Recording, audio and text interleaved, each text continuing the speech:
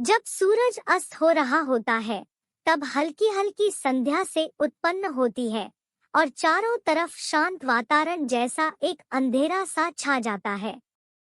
सभी जीव जंतु, पशु पक्षी अपने निवास स्थान को जाने लगते हैं और हल्की हल्की हवा चलने लगती है। हम जब आसमान की ओर देखते हैं, तो सूर्य अस्त होता रहता है। तभी आसमान में तारे टिमटिमाने लगते हैं। कुछ तारे अत्यधिक चमकीले होते हैं, परंतु कुछ कम चमकीले होते हैं। अधिक चमकीले वाले तारों पर हमारी नजर जल्दी पहुंचती है, परंतु कम चमकीले वाले तारों पर हमारी नजर बहुत कम ही जाती है। इसलिए हम उन पर ध्यान नहीं दे पाते और उनकी सुंदरता फीकी पड़ जाती है। परंतु उन सब में से एक ऐसा तारा होता है जो अधिक चमकीला होता है, जिसके आने से पूरा आसमान जगमगा जाता है। वह इतना सुंदर और चमकीला होता है कि उसके जगमगाते ही लोगों के चेहरे पर खुशी आ जाती है।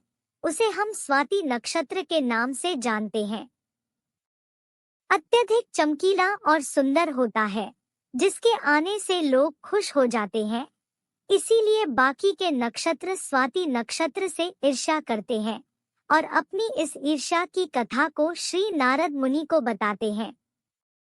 नारद मुनि उन सभी तारों को समझाते हुए कहते हैं कि देखो, जो भी सब्र करता है उनकी कीर्ति संसार में होती है, और मुझे प्रतीत होता है कि आप लोगों में धैर्य नहीं है।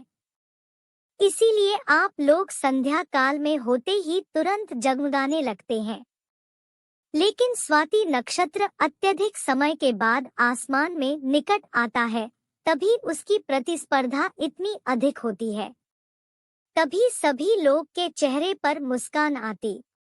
इसीलिए कहा जाता है कि हमें सब्र करना चाहिए, क्योंकि उसका फल मीठा होता है।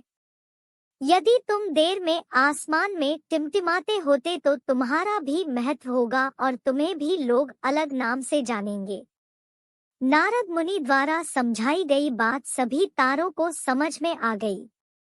सब्र का फल मीठा होता है, यह बात हम सब जानते हैं और इसे हम लोगों ने महसूस भी किया है। मैं हमेशा अपने कार्य को पूरा करने के बाद उसके परिणाम के इंतजार में उतावला हो जाता हूँ, या फिर अपने आने वाले कार्य को पूरा करने के लिए उतावला हो जाता हूँ, जिससे मेरा आने वाला कार्य बिगड़ जाता है। परंतु मुझे ऐसा नहीं करना चाहिए। मुझे सब्र करना चाहिए उस परिणाम का या उस आने वाले कार्य का, जिससे मैं उस कार्य को अच्छे से समाप्त करूं और उसका परिणाम भी अच्छा हो। हम जानते हैं, जल्दी में लगाया हुआ निशाना हमेशा अपने गोल से बाहर जाता है।